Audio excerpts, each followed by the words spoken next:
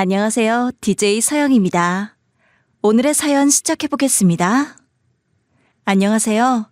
경기도에 살고 있는 40대 워킹맘입니다.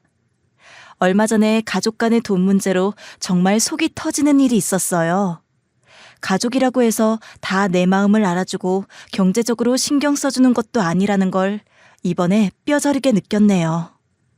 괜히 우리 엄마만 고생시킨 이 사건 한번 들어보실래요? 미경 씨, 요즘 남편분 식당 잘 돼요? 그래도 입지 좋은 곳에 있다던데. 안 망하기야 하겠죠. 근데 뭐 대박은 아니라서 고민이 많아요. 다음에 우리 한번 놀러 가야겠다. 김치랑 청국장 맛있다면서요. 아, 어디서 그런 소문이. 그래도 고마워요. 말이라도. 저희는 경기도 외곽에 살고 있고 남편은 3년째 작은 식당을 운영 중이에요. 원래 중소기업에 다니다가 회사를 박차고 나와 시작했는데 길목이 좋은 덕에 입소문을 타면서 손님이 많아졌어요. 주력 메뉴는 청국장이라 옛날 입맛 좋아하시는 어르신들이 주로 오셨죠. 네, 감사합니다. 식사는 맛있게 하셨어요? 네, 뭐 그럭저럭이요.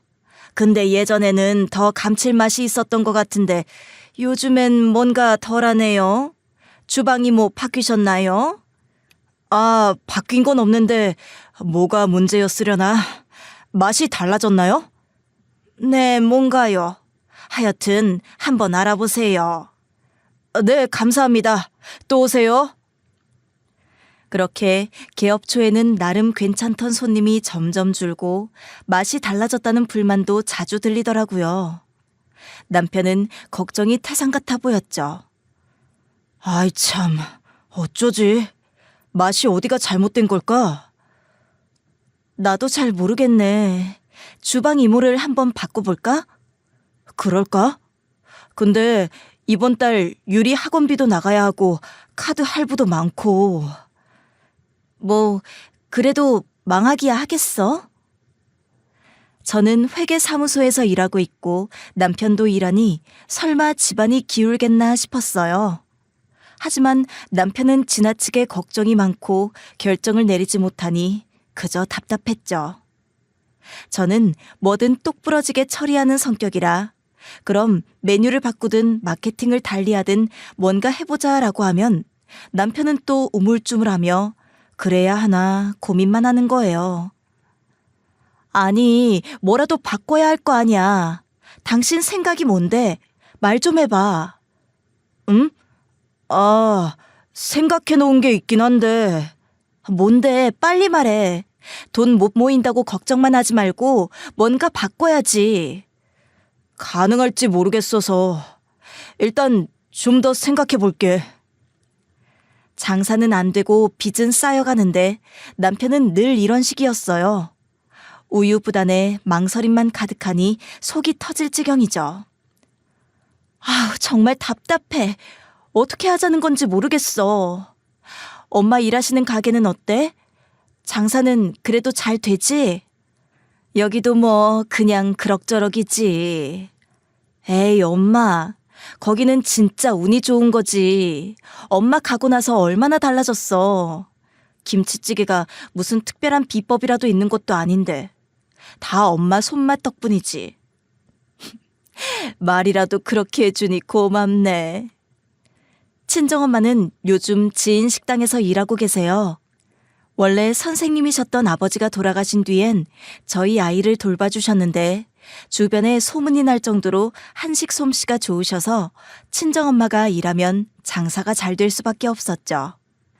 아이가 유치원에 들어가고 나선 식당 일을 다시 시작하셨고 일하는 게 더 좋으신 것 같아요.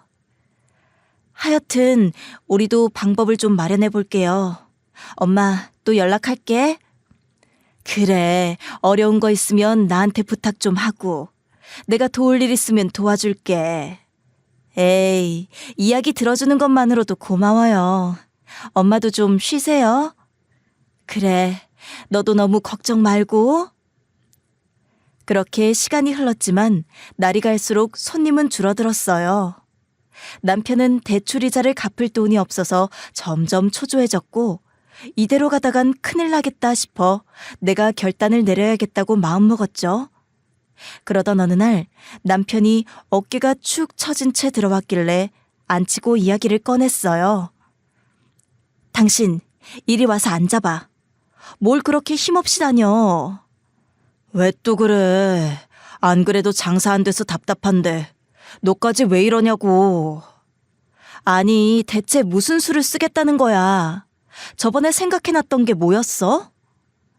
남편은 한숨만 푹 내쉬고 아무 말도 안 하길래 답답해서 내가 뭐라도 해보라고 채근했죠. 그때 남편이 조심스럽게 친정엄마한테 부탁을 해보면 안 되냐고 하더라고요. 솔직히 나한텐 딱히 대안이 없어. 지금 일하는 식당 아주머니도 꽤 잘하는 줄 알았는데 맛이 바뀌었다는 손님들 반응이 계속 걸려서. 그래서 말인데 장모님께 한번 부탁드려보면 안 될까? 아줌마 또 바꾸는 건 도박인데다 소문도 안 좋고. 뭐? 우리 엄마? 이미 일하는데 어떻게 오셔? 거긴 집에서 한참 먼데. 그래도 다른 방법이 없잖아. 장모님만큼 음식을 잘하는 분이 없어. 손님도 그 미세한 손맛 하나에 오가고 있는 것 같은데. 장모님 김치면 확실히 다시 일어설 수 있을 것 같단 말이야. 생각 좀 해봐야겠네. 가족끼리 일하다 틀어진 사례가 얼마나 많은데. 일단 좀 더 고민해 볼게. 엄마한테 부탁하는 게 쉽지도 않고 괜히 남편이랑 같이 일하다가 관계가 틀어질까 싶어 고민이 됐죠. 남편이 일 처리를 똑 부러지게 하고 문제없이 처리한다면 좋겠지만 또 덤벙거리다 일이 틀어지면 그 후엔 어쩌나 싶더라고요. 진짜 필요한 사람이긴 한데 남편이 언제나 이런 식이니. 내가 다 관리할 수도 없고 고민이 되네. 며칠을 혼자 고민하고 있는데 그새 남편이 엄마한테 몰래 부탁을 했더라고요. 엄마한테 전화가 와서야 알게 됐어요. 박서방이 와서 사정하길래 일단 식당 정리되면 도와주기로 했어. 월에 200씩 준다고는 했는데 지금 일하는 데보단 적지만 어쩌겠니. 가족인데. 뭐야? 나한테 상의도 안 하고 엄마랑 이야기한 거예요? 그럼 어쩌니. 난 다 공유된 줄 알았지. 굴비니 과일이니 바리바리 싸와서는 무릎 꿇고 빌더라. 딱 한 번만 도와달라고. 그 사람이 그렇게까지 했다고? 그래, 절박해 보이지 않겠니? 사람 살 길은 열어줘야지. 내가 도움이 된다면야 그게 뭐 대수겠니? 도와야지. 정말 고마워요, 엄마. 사실 우리가 어떻게든 해결했어야 하는 일인데 마음처럼 쉽지가 않네요. 엄마가 있어서 다행이에요. 정말 고마워요. 됐어. 너희는 얼른 대출이나 갚고 잘 살 생각만 해. 알겠지? 엄마는 연신 괜찮다고 하시면서 일을 해주신다더라고요. 저는 친정엄마가 손도 안 좋고 무릎도 성하지 않아서 오래 일하는 게 걱정이 많이 됐어요. 그런데도 엄마는 그런 거 무슨 소용이냐며 그냥 하시더라고요. 정말 장모님이 도와주신다고 해서 얼마나 다행인지 몰라. 안 되면 어쩌나 걱정했거든. 당신 이런 일 있으면 나한테 앞으로 상의라도 좀 하고 가. 우리 엄마인데 나한테도 관계가 있는 일 아니야. 미안해. 네가 반대할 것 같아서 그랬어. 그래도 내가 장모님 잘 모실게. 잘 모시기는 바라지도 않고 임금만 밀리지 말고 드려. 엄마가 그래도 진짜 많이 마음 먹고 오시는 거니까. 알지. 당연히 알고 말고. 장난처럼 듣지 말고 진짜야. 엄마 손목이랑 무릎이랑 성한 데가 하나도 없어. 일을 더 많이 하시면 병원비도 더 들 텐데 지금 받고 있는 돈으로는 부족해. 우리 빚내서 도와주신 거니까 명심해. 알았어. 꼭 그럴게. 미안해. 남편 가게가 휘청거릴 때부터 나는 긴축 재정을 하면서 아이 옷도 아끼고 식단도 하나하나 짜가며 버텼어요. 그런데 남편은 별 생각 없이 지내다가 결국 엄마에게 부탁까지 하니 속상하더라고요. 엄마 건강을 해치지 않는 선에서 일하게 해야 할 것 같아서 오후에만 일하는 조건으로 못을 박았어요. 남편이 다정하고 사람은 좋지만 우유부단하고 그때그때 임기응변으로 넘기는 경향이 많아서 불안했죠. 혹시 모르니 엄마에게도 계약서를 받아두라고 했어요. 엄마, 그냥 노파심에 하는 말인데 일하시다가 남편이랑 무슨 문제 생기면 꼭 저한테 말해야 해요. 알겠죠? 무슨 문제가 생기겠니? 가족인데. 박서방 좀 믿어줘라. 아니, 그럴 일 없겠지만 만약 그런다면 꼭 얘기해요. 그리고 계약서도 꼭 작성하자고 하세요. 알겠죠? 알았다니까.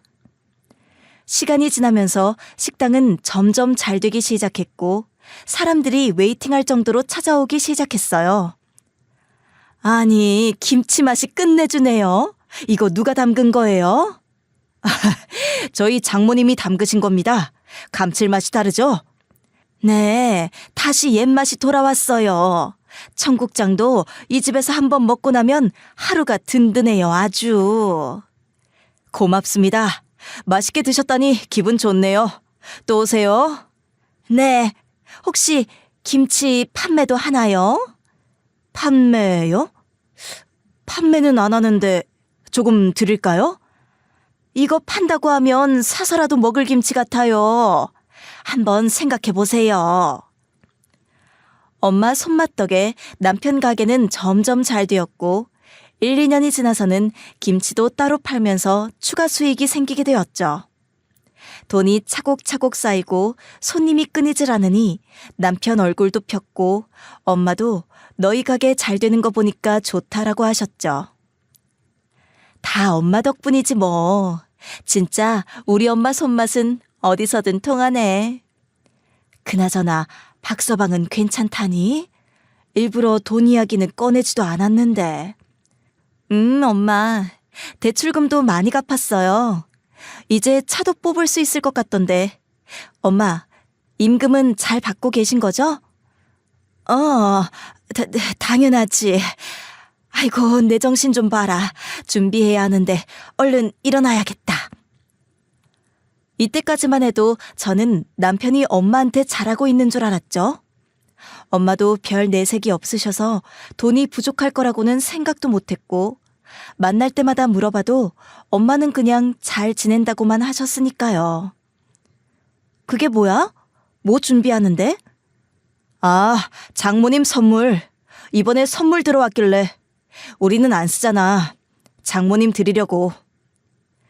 남편은 홍삼이니 여러 가지를 바리바리 싸서 제 앞에서 드리기도 하고 저랑 있을 때도 장모님께 옷 한 벌 사드려야겠다는 말을 하니 월 200씩 당연히 드리고 있는 줄 알았어요. 그런데 이상한 점이 하나 있었죠. 늘 사드리는 게 아니라 들어온 물건을 주는 것뿐이었거든요.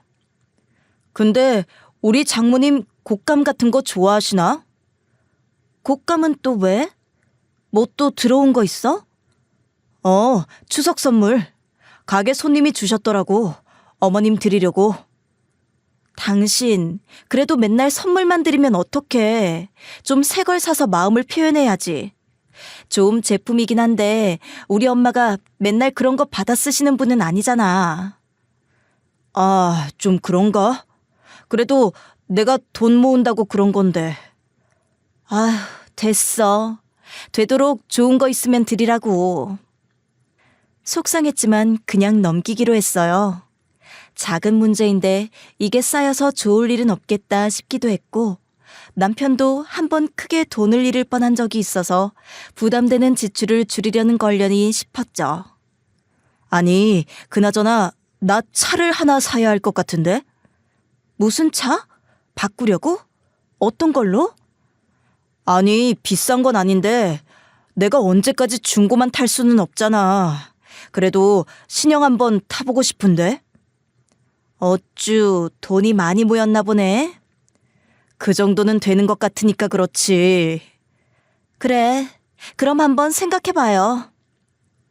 그즈음 남편은 경제 상황이 조금씩 풀리니까 차나 새 옷들을 자주 사더라고요.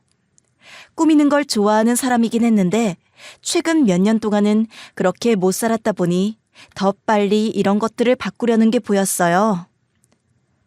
당신 또 코트 샀어? 무슨 돈으로 자꾸 산대? 아, 할인 80%야. 내가 돈이 어딨어.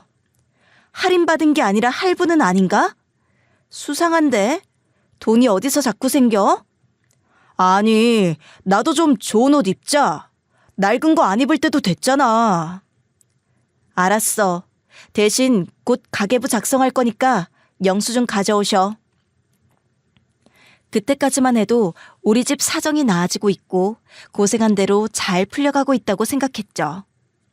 남편한테는 타박하면서도 속으론 저렇게 자존심 세우고 다니는 게 내심 좋았어요. 그런데 몇 달이 더 지나서 엄마한테 갑자기 밤중에 전화가 온 거예요. 저는 집에서 일하고 있었는데 엄마가 뜻밖의 이야기를 하시더라고요. 엄마, 무슨 일이에요? 나 지금 집에서 일하는 중. 업무가 좀 남아서. 그래, 바쁘지? 근데 왜요? 엄마, 무슨 일이야? 말씀 좀 해요. 아니, 그게 아니고 혹시나 3만 원만 보내줄 수 있겠니? 3만 원? 그 정도 돈이 왜 필요해요? 무슨 일이에요? 엄마는 한참을 말없이 있다가 한숨 섞인 목소리로 말씀하셨어요. 차비가 없어서 집에 갈 수가 없다. 택시 타려고 하는데 좀 보내줄 수 있겠니? 뜬금없는 말에 저는 깜짝 놀라서 당장 모시러 가겠다고 하고 차를 몰고 식당 앞으로 갔어요. 남편은 오늘 친구 아버지 장례식이 있어서 먼저 퇴근한 상황이었고 엄마 혼자 계셨죠. 엄마, 여기요, 여기. 차 타요. 아이고, 뭐 한다고 여기까지 와. 추울 텐데. 엄마, 도대체 왜 잔고가 없어요? 3만 원도 없어요? 아, 참, 요즘 추워서 택시 자주 탔더니 잔고가 바닥났나 보더라고. 미안해. 아니, 미안할 게 아니라 월 200씩 받는 돈이 다 어디 간 거예요? 병원비로 다 쓰셨어요? 저는 월 200씩 받으신다더니 이게 무슨 소리지 싶어 꼬치꼬치 캐물었어요. 도대체 돈을 어디에 쓰셨는지, 무슨 사기라도 당하신 건 아닌지 걱정이 되더라고요. 택시비가 없어서 집에 못 가는 상황이면 엄마, 저한테 솔직하게 말씀하셔야 돼요. 보이스피싱이나 다른 사기를 당한 건 아닌가 싶어서 물었더니 충격적인 답이 돌아왔어요. 아니야, 그런 건 아니고, 그게 일을 시작하고 나서 한 번도 돈을 받은 적이 없다. 엄마 입에서 남편에게 임금을 한 번도 받은 적이 없다는 말이 나왔어요. 제가 우려하던 상황이 딱 벌어진 거죠. 엄마, 3년을 일하셨는데 무슨 말이에요? 한 번도? 그 사람 지금 차도 바꾸고 좋은 옷도 입고 다니는데 엄마한테 줘야 할 돈을 자기가 쓰고 있었던 거예요? 자초지종을 들어보니 가게 사정이 안 좋을 때 200씩 주는 것도 부담스러워서 아무 말 안 하고 넘어갔다는 거예요. 남편이 죽을상을 하고 다가와서는 어머니, 제가 지금 급한 빚이 있어서 이거 이자만 내고 다음 달부터는 꼭 급여 드리겠습니다. 이렇게 얘기했다고 해요. 엄마는 그 말이 안쓰러워서 아니다, 무리하지 말아라 하셨지만 그걸 그냥 얼렁뚱땅 넘긴 거였죠.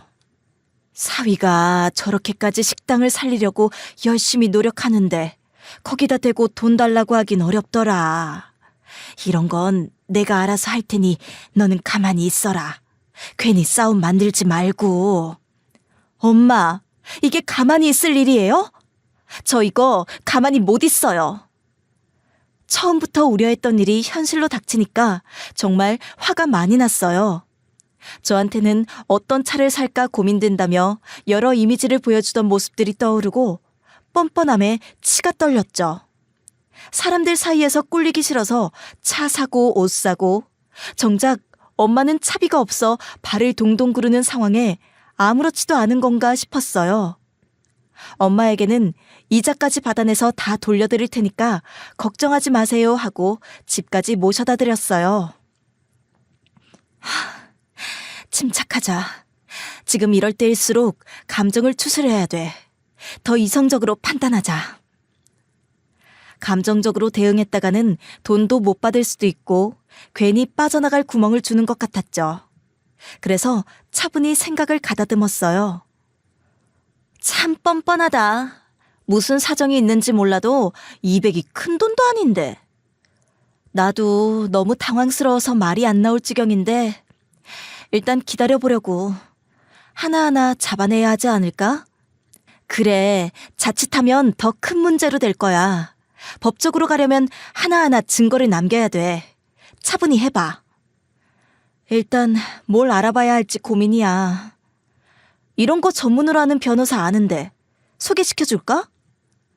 친구가 이런 문제는 하나하나 증거를 모아서 한 번에 터뜨려야 한다라고 하길래 더 차분하게 증거를 모으기로 했어요. 바로 변호사와 상담해서 효율적으로 증거를 모으는 방법을 논의했죠. 그러고서 어느 날 밤 남편이 술에 만취한 채 집에 들어왔을 때 차 이야기를 슬쩍 꺼냈어요. 여보, 차를 사려면 대출을 좀 받아야 할 텐데 당신 잔고가 많이 채워졌나? 어때?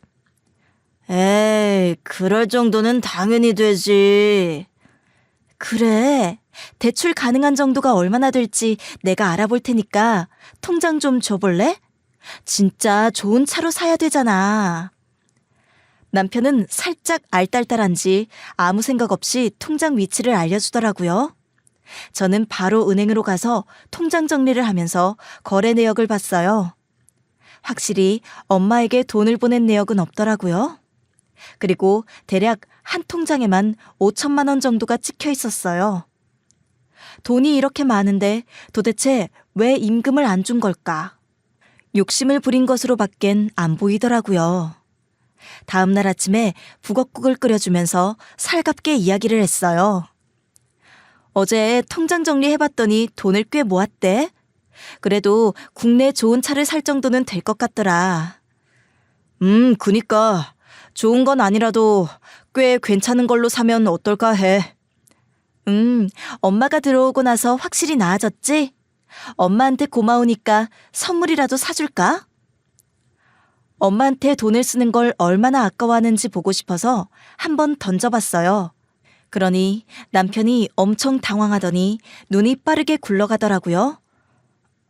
아, 선물? 어떤 선물? 좋지 뭐. 그치. 그래도 우리 가게가 엄마 때문에 살아난 건 맞잖아. 그래야 장모님 솜씨가 좀 좋냐. 당연히 드려야지. 손님 많이 늘었다. 선물 뭐 말만 해. 걱정하지 마라. 그럼 엄마한테 선물 사줘야겠네. 근데 얼마짜리를 사드려야 할지 고민이네. 남편은 눈을 굴리며 말을 돌리더라고요. 뭐 비싼 건 안 사줘도 되지. 엄마가 요즘 가구도 바꾸고 싶고 옷도 좀 사고 싶으신가 봐. 그래? 그게 얼마나 되려나? 왜 그럴까? 한 번에 사겠다는 건 아니야. 그렇지. 역시 장모님 검소하시잖아. 그래서 신용카드 하나 만들어 달라고 하시네. 내가 내일 은행 가서 만들어 드리려고. 선물보다 이거를 먼저 드리자. 카드 만드는 거는 괜찮지. 그래, 알았어. 남편은 근심하던 표정이 풀어지면서 가볍게 그러자고 하더라고요. 아무래도 돈이 들어가는 것이 아니기 때문에 그런 것 같았어요. 저는 당연히 이 모든 순간을 녹음했고요. 다음 날 신용카드를 위해서는 근로계약서가 필요하다고 하면서 받아냈어요. 여기까지는 남편이 순순히 줬는데 소득증빙 자료로 써야 한다며 급여 명세서를 달라고 했을 때는 머뭇거리더라고요. 아니, 그걸 지금 말을 하면 어떡해. 일하고 있는데. 아직 준비 중 아니야? 점심시간 되려면 한참 남았는데? 나는 뭐 준비할 때 같이 안 하냐? 당신 아무것도 안 하잖아. 식당 이모랑 엄마랑 둘이서만 하지. 아우, 진짜. 잠깐 기다려. 남편은 금방 해주겠다면서 전화를 끊었는데 3시간이 지나도 답이 안 왔어요. 제가 전화를 7통을 넘게 거니까 그제서야 손님이 많아서 바쁘다, 뽑으려 했는데 프린트가 고장이 났다, 파일 변환을 못하겠다 등 다양한 이유를 들면서 못하겠다고 하더라고요. 아니, 그게 말이 되냐고. 그러면 내가 그냥 가서 할게. 어딜 와 지금, 손님들 많은데. 아니, 그걸 꼭 오늘 해야 하는 거냐고. 오늘 꼭 해야겠는데? 당신은 왜 그 간단한 걸 이렇게 빙빙 돌려대?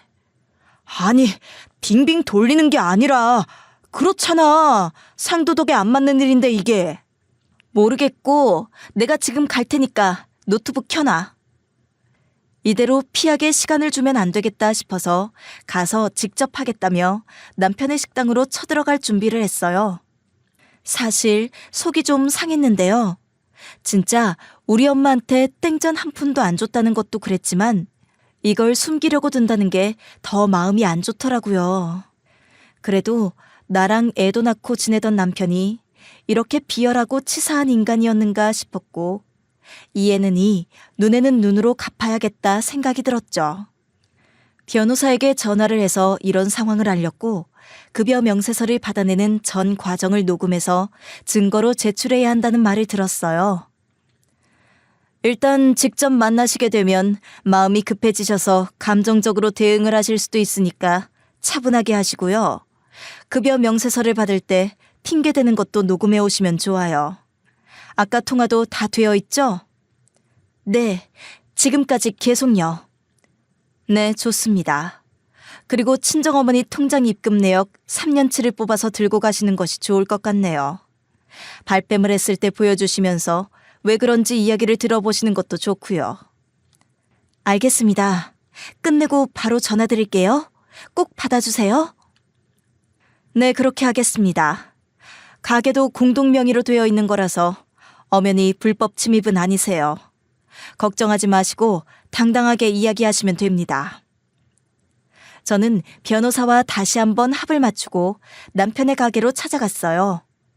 남편은 제가 들어가자마자 뭐라고 할까봐 긴장을 한 채로 서 있더라고요. 왜 그래? 앉아. 아이고, 배고프다. 나도 밥 좀 먹어야겠어. 밥도 안 먹고 지금까지 뭐 했어? 뭘 하긴 뭐래. 얼른 밥 줘. 아무렇지도 않게 웃으면서 밥을 먹으면서 어떻게 이야기를 꺼내야 할까 고민을 하고 있었죠. 당신 아까 주기 어려웠던 서류, 그거 발급받기가 그렇게 어려웠어? 아니, 내가 컴퓨터 잘 못하는 거 알잖아. 그리고 뭐가 계속 막히더라고. 그럼 내가 직접 해도 되는 건가? 오늘까지 꼭 필요하다고 해서. 아니, 집에 가서 차분하게 해도 되는 거 아니야? 그거 10분이면 되는 건데 지금 몇 시간째 씨름 중이야. 당신 못 주는 이유가 따로 있는 건 아니지? 남편이 정색을 하면서 아니라고 하더라고요. 그게 그렇게 중요하냐? 사람 도둑 취급하는 것도 아니고. 자꾸 아까부터 바쁜 사람 잡아놓고 이런 거나 물어보는 게 맞아? 왜 화를 내실까? 나는 그냥 간단한 건데 왜 그러나 해서. 이때 당연히 녹음 중이었는데 남편이 발끈하기 시작하니까 원래 이유를 말하기 시작했어요. 혹시 3년 동안 엄마가 결근 한 번이라도 한 적 있어? 그런 건 또 왜? 그런 적 없어. 장모님이 무슨 결근을 해. 그래, 당신이 더 잘 알겠지? 당신 같으면 그런 직원한테 월급 안 주는 사장 어떻게 처리할 것 같아? 남편은 얼굴이 창백해지며 말을 더듬었어요. 뭘 처리해? 누가 임금을 안 줬다고? 당신 가게가 점점 잘 된 게 우리 엄마 덕분 아닌가? 월 수입이 있었다면 200 주는 건 일도 아니었을 텐데. 왜 이거 하나가 그렇게 어려웠던 거야? 무슨 소리 하는 거야, 당신? 뻔뻔한 사람아. 적어도 아니라고라도 해. 성이라도 있어야지. 거짓말할 거면 계좌이체 내역이라도 줘. 제발. 아니, 그게 안 드리려고 했던 게 아니라 사실은 세금 문제 때문에 여러 가지 복잡한 사정이 있었어. 남편은 꼬리를 내리며 제 손을 잡고 이야기를 하기 시작했어요. 꼴 보기 싫었지만 꾹꾹 참으면서 대화했습니다. 세금 문제라니? 그런 큰일이 있으면 나한테 상의를 해야지. 당신은 항상 제멋대로야. 아니, 그게 아니라 맞잖아. 나한테는 상의도 없이 무슨 생각으로 그런 건데? 가족끼리 이렇게까지 해야 돼? 알았어. 카드 만들어 줄게. 그게 그렇게 어려운 일이라고 사람을 무시해도 유분수지. 남편이 대뜸 화를 내는 모습이 찌질하고 짜증이 났습니다. 식모처럼 부려먹었나 싶었어요. 참나, 카드. 내가 지금 왜 이러는지 이해가 안 되나? 당신, 우리 엄마 돈 없어서 걸어다니고 밥도 제대로 못 드시는 거 알고 있었어? 뭘 걸어다니시고 뭐 밥을 못 드셔. 급여 정확하게 준 거 맞아? 맞으면 증거 내놔. 이체 영수증 줘보라고. 하면서 엄마 통장에 찍힌 3년치 내역을 남편에게 내밀었어요. 당신 한 번도 이체한 흔적이 없는데? 현금으로 줬다면 말해봐. 내가 오해한 거면 설명해봐.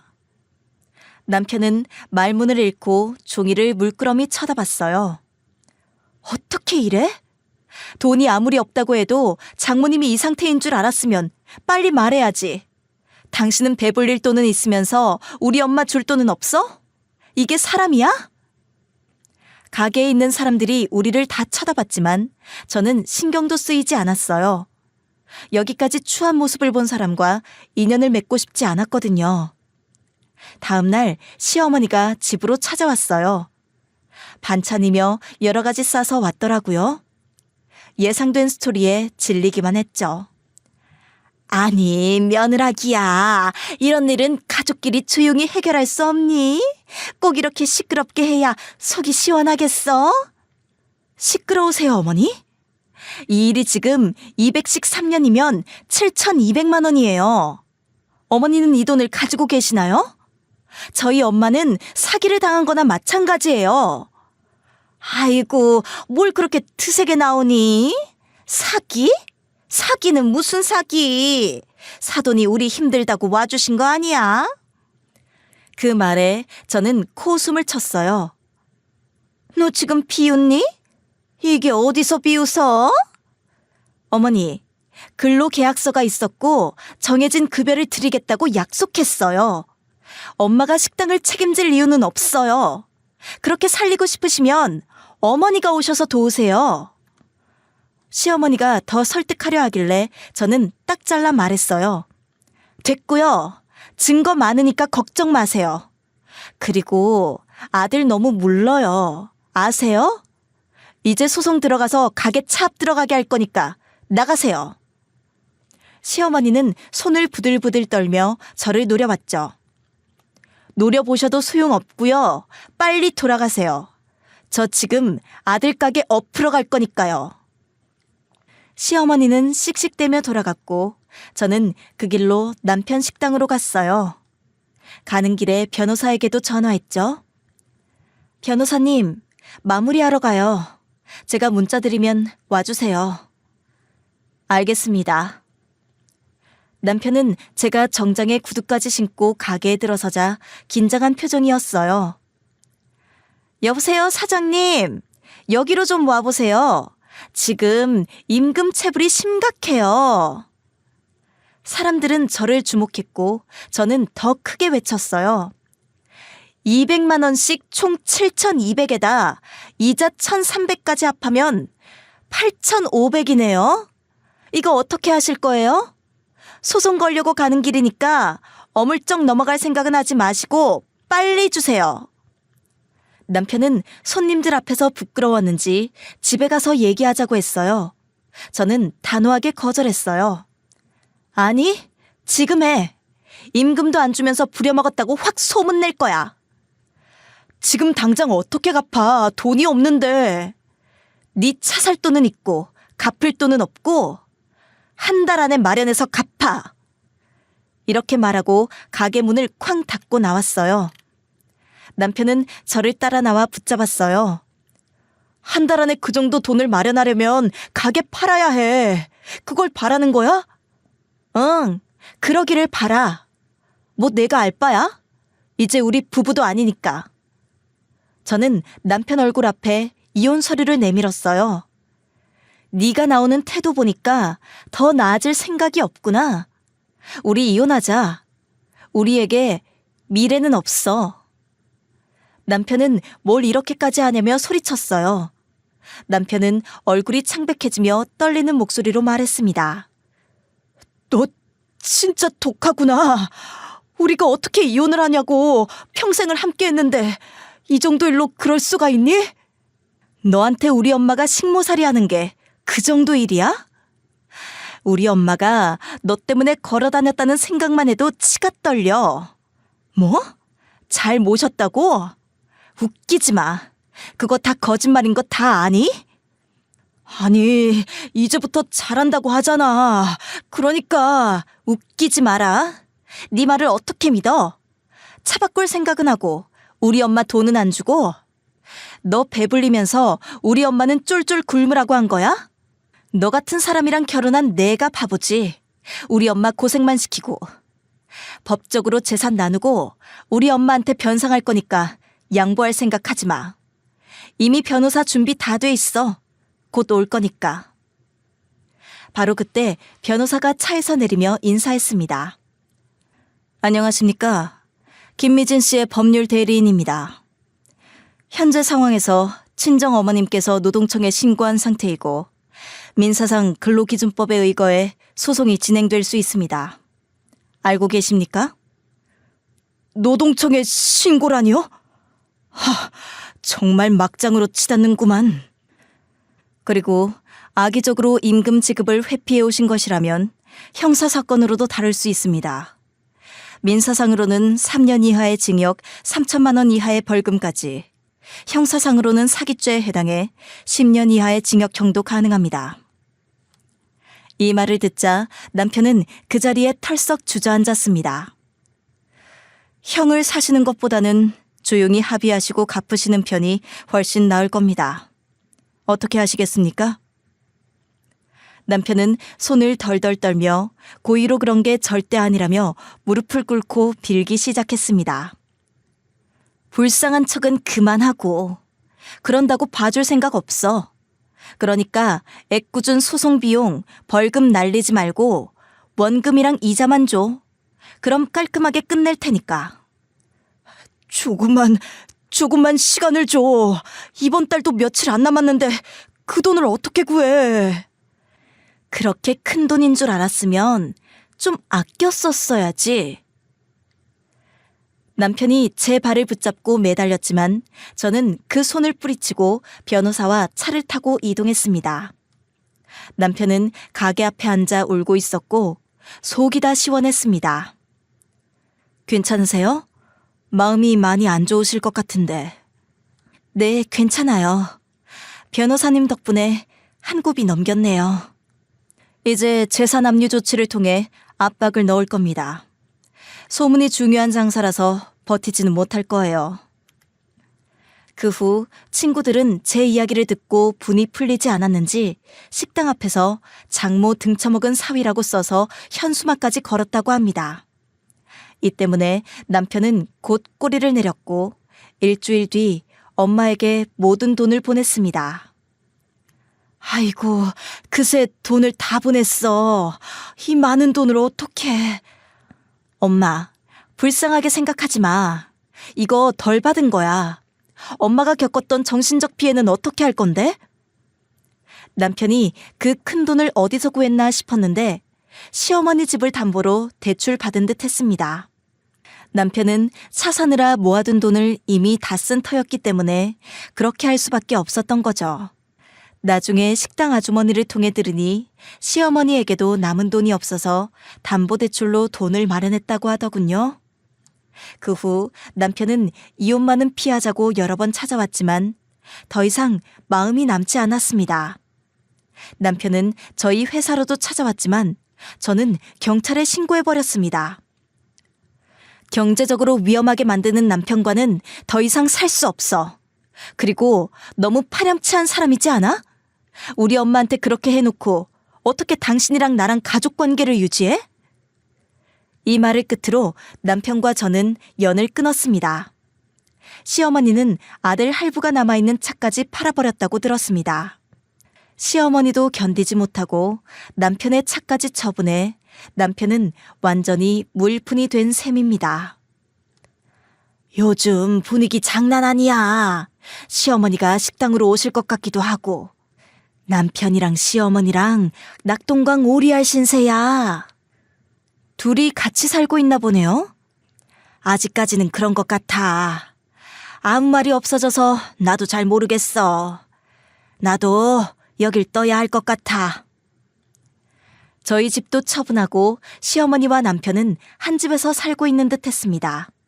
남편은 주저앉은 채 그저 하루하루를 버티는 신세가 되었고 식당은 아줌마가 바뀐 뒤로 점점 장사가 안 돼 결국 문을 닫았다고 합니다. 이로써 저는 다시 평화를 찾았고 엄마와 함께 진정한 새로운 시작을 할 수 있었습니다.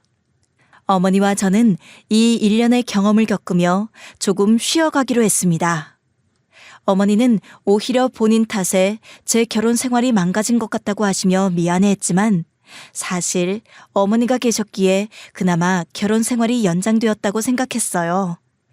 어머니께 그런 마음은 전혀 가지지 말라고 다독여드렸습니다. 이후에도 남편이 전화와 문자를 통해 여러 번 연락을 시도했지만 저는 단호하게 차단해버렸습니다. 엄마, 우린 서로 인연이 아니었던 거야. 엄마한테 그리한 사람이면 그저 헤어지는 게 맞는 거지. 그러니까 엄마는 죄책감 갖지 마. 알겠지? 내가 다 미안한데 그래도 네가 잘 마무리했으니. 우리 아들도 엄마를 더 좋아하잖아. 엄마가 잘 돌봐줘. 빈자리 안 느끼게 잘 키울 테니까 난 엄마만 있으면 돼. 그 후로 남편의 가게 근처를 지나칠 때면 손님이 거의 없어 한산한 모습이었습니다. 상가 사람들에게 들으니 시어머니가 가게 주방을 맡고 있지만 음식 맛이 예전 같지 않아 손님들이 발길을 끊었다고 하더군요. 아유, 손님이 영 안 와. 김치 맛이 변했으니 올 리가 있나. 친정어머님은 요리 솜씨가 좋으셨나 봐. 그러게요. 그래도 고정 손님들은 좀 있을 줄 알았는데. 손님들 대하기도 시모 성격으론 힘들겠지. 손님들이 뭐라고 하면 가만히 있지도 않으신다니. 상가 사람들은 어머니께 가게를 직접 운영해보면 어떠냐며 권하셨고 결국 어머니는 가게를 열어 지금까지 성공적으로 운영 중이십니다. 어머니의 손맛을 잊지 못한 단골들이 끊이질 않고 찾아와 장사가 잘 되고 있죠. 가끔 남편이나 시어머니가 근처를 어슬렁거리기도 하지만 저는 단호하게 쫓아내버려 더 이상 모습을 보이지 않게 되었습니다. 엄마가 있어서 너무 다행이야. 우리가 어떻게 이렇게 큰 식당을 운영할 수 있겠어?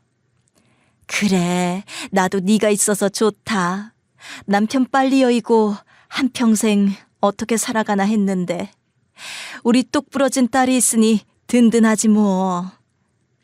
엄마, 내가 더 잘할 테니까 우리 힘내서 살아보자. 이제 우리 식당은 맛집으로 알려져 지역신문과 방송에도 소개되었습니다. 손님들이 줄을 이을 만큼 장사가 잘 되고 있고 어머니도 손목과 무릎을 좋은 병원에서 치료받으실 수 있게 되었죠. 종업원도 점점 늘리고 조만간 더 큰 건물로 이전하는 것도 고려 중입니다. 저는 회계사무소를 그만두고 어머니 가게에서 전업으로 돕고 있어요. 음식 맛이 정말 좋아요. 고향의 맛이랄까? 감사합니다. 다음에 오시면 더 많은 서비스로 맞이할게요. 또 들러주세요. 김치 혹시 판매도 하나요? 아, 원하시면 김치 좀 싸드릴까요?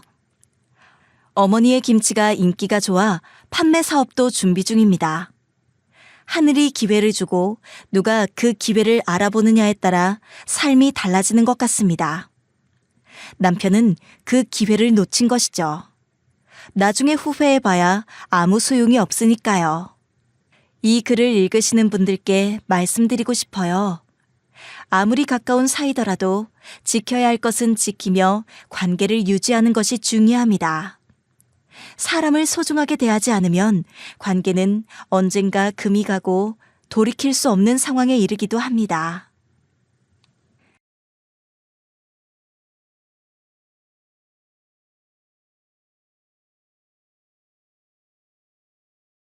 안녕하세요. DJ 서영입니다. 오늘의 사연 시작해 보겠습니다. 안녕하세요. 저는 서울에서 세무사로 일하고 있는 40대 여성입니다. 아들이라면 사족을 못 쓰는 시어머니, 그리고 그에 딱 맞는 아들을 남편으로 맞아 제 결혼 생활은 엄청나게 고달팠답니다. 차라리 7, 80년대의 며느리들의 삶이라면 다들 이렇겠거니 싶지만 직장 번듯하게 있고 돈도 버는 며느리한테 시대에 안 맞는 시집살이라니. 이런 문화는 시대와 함께 사라져야 한다고 생각했어요. 그래서 과감히 이혼이라는 결정을 내렸고 하고 나니 더더욱 후회 없이 잘했단 생각이 드네요. 본래 남편과 저는 결혼 후 몇 년간 서로의 일에 충실하며 살아왔습니다. 저는 세무사로 일하며 늘 바쁘게 지냈고 남편은 지방에서 대형 칼국수집을 운영하고 있었습니다. 남편이 이 가게를 시작하게 된 계기는 한 지인으로부터 권유를 받았기 때문이었는데요. 남편의 친척 중 한 분이 이미 이 지역에서 꽤 유명한 칼국수집을 운영하고 있었어요. 이분이 사업 확장을 위해 양평 쪽에 새로운 가게를 남편에게 맡기게 되면서 자연스레 일이 시작됐습니다. 솔직히 말하면 남편이 지방에서 가게를 시작하겠다고 했을 때 저는 조금 당황스러웠습니다. 결혼 전부터 남편은 서울에서 직장을 다니고 있었고 저희 둘 모두 서울에서 생활하는 데 익숙했으니까요. 남편이 저와 상의도 제대로 하지 않고 일을 진행한 것 또한 불만스러웠습니다. 제가 일을 쉬고 내려가 도와줄 상황도 아니었고 애초에 그런 이야기를 한 적도 없었고요. 그래도 이런 기회는 진짜 여러 번 오지 않아. 40대 아니면 언제 해보겠어? 50대에는 모든 게 다 안정되고 확실해야 하는데 이런 방황을 하는 건 딱 40대까지 뿐이야. 이번에 어떻게든 해볼게. 이처럼 남편은 가게 운영에 대한 포부가 컸고 저 역시 그의 열정을 꺾고 싶지 않아 반대하지 않았습니다. 결국 남편은 가게 근처에 방 한 칸을 얻어 그곳에서 생활하기 시작했습니다. 사실상 주말 부부처럼 살게 된 것이죠. 평일에는 남편과 연락만 주고받으며 지내다가 주말에나 얼굴을 보는 시기였지만 남편이 바쁘게 일하느라 얼굴 보는 날조차 적어지게 됐습니다. 처음에는 남편의 상황을 이해하려 노력했습니다. 저 역시 세무사라는 직업 특성상 바빴기 때문에 각자의 일에 충실하며 시간을 보내는 것도 나쁘지 않다고 생각했고요. 그런데 문제는 어머니였습니다. 처음에는 저에게 별다른 요구를 하지 않던 어머니가 점차 태도를 바꾸기 시작했습니다. 남편이 양평에서 지내다 보니 어머니는 제가 남편의 생활에 더 적극적으로 참여해야 한다고 생각하신 모양입니다. 남편 가게도 가끔은 들러봐야지. 바쁜 건 알겠는데 아내인 네가 조금씩 챙겨야 하는 거 아니냐? 하지만 말이 쉽지 서울에서 양평까지 거리는 멀었고 저 역시 일이 바빠 쉽사리 시간을 낼 수 없었습니다. 그 와중에 어머니는 그런 제 상황은 아랑곳하지 않고 남편의 가게에 자주 가라고 압박했던 것입니다. 어머니, 저도 일이 있어서 자주 내려가기는 어려워요. 남편도 이해하고 있고요. 이런 건 저희가 다 알아서 할게요. 남편이 이해하는 것과 내가 보는 건 다르다. 가게가 이제 막 자리 잡으려고 하는데 당연히 관심을 가져야지. 어머니의 말에 솔직히 화가 났지만 어머니와 직접적으로 다투고 싶지는 않았습니다. 남편과 어머니의 관계를 생각하면 제가 충돌하는 게 오히려 문제를 키울 것 같았으니까요. 그나마 남편이 가게를 열심히 키우면서 처음보다 상황이 나아지긴 했습니다. 남편은 가게 운영에 필요한 마케팅을 적극적으로 시도하며 유튜브와 방송에도 출연하기 시작했는데요.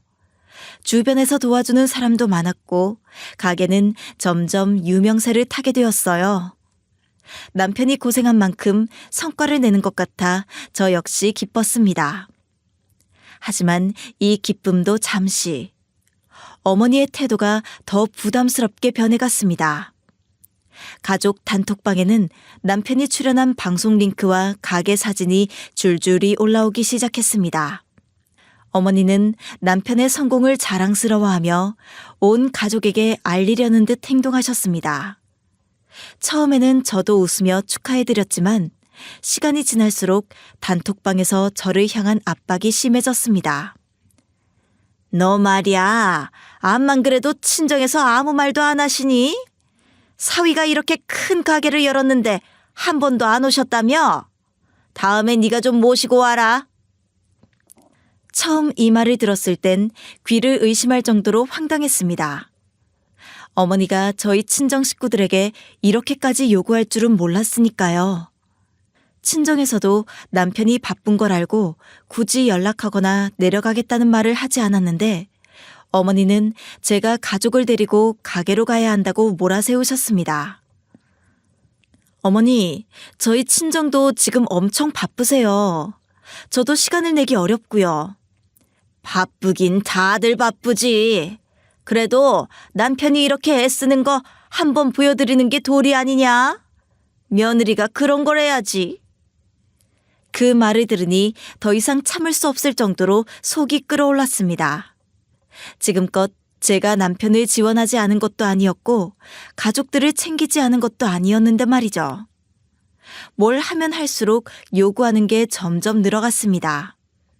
하여간 남편이 아름 잘 되고 있음에도 제게 돌아오는 건 칭찬이나 감사의 말이 아닌 더 바라는 게 많아진 거죠.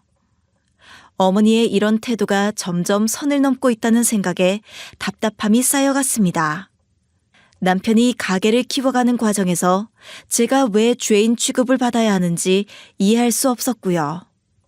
아무튼 남편이 가게를 운영하면서 바쁜 와중에도 한동안은 큰 문제 없이 흘러가는 것 같았는데 예상치 못한 일이 벌어졌습니다. 남편 가게에서 일하던 알바생 2명이 연달아 그만두는 바람에 남편 혼자서 가게를 책임져야 하는 상황이 된 것입니다. 남편은 평소에도 일 욕심이 많아 몸을 아끼지 않고 일하는 스타일이라 이런 상황에서도 어떻게든 버티겠다고 했습니다. 하지만 저는 내심 걱정이 됐습니다. 그게 가능하겠어? 그 큰 홀을 어떻게 당신이 메꿔? 나머지 알바애들도 힘들어할 거 아니야. 그럼 대안이 없는데 어떡해. 아무튼 어떻게든 될 거니까 걱정하지 마. 하지만 제 예상대로 남편은 무리한 업무로 인해 컨디션이 점점 나빠졌고 어느 날 급기야 과로로 쓰러져 응급실까지 실려가게 됐습니다. 남편의 건강에 문제가 생겼다는 소식을 들었을 때 저는 깜짝 놀랐습니다. 바로 전화를 걸어 남편의 상태를 물었지만 그저 괜찮다고만 되풀이하며 오히려 저를 안심시키려고 했습니다. 괜찮기는 뭐가 괜찮아. 당신 쓰러졌잖아. 병원에서 뭐래? 그렇게 무리하게 운영을 하더니만. 그냥 과로라고 했어. 피곤해서 그런 거야. 하루만 쉬면 괜찮아질 거라고 하더라. 아니, 사람이 쉬어가면서 일을 해야지. 기본적인 것도 못하면서 뭐가 괜찮아. 진짜 무리하지 마. 알바도 없는데 어쩌려고 그래. 남편은 괜찮다는 말을 반복했지만 그 말이 저를 더 불안하게 했습니다. 게다가 이 이야기를 들은 어머니는 즉각 저에게 전화를 걸어왔습니다. 예, 이번엔 진짜 안 되겠다. 지금 네 남편이 지금 위급한 상황이잖니. 네가 좀 가서 도와줘야지. 얼른 내려가라. 어머니, 저도 일하고 있어요. 갑자기 어떻게 가요? 게다가 제 일이 하루 이틀 바쁜 것도 아닌데요.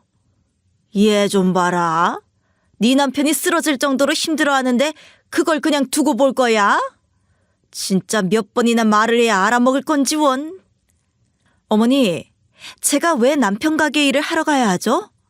저는 제 일도 있고 남편도 저보고 일하러 내려오라는 말은 한 적 없어요.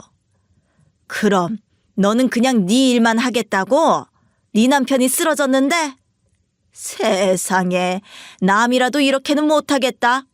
어쩜 애가 그렇게 냉정해가지고 누가 니들을 부부라고 생각하겠냐?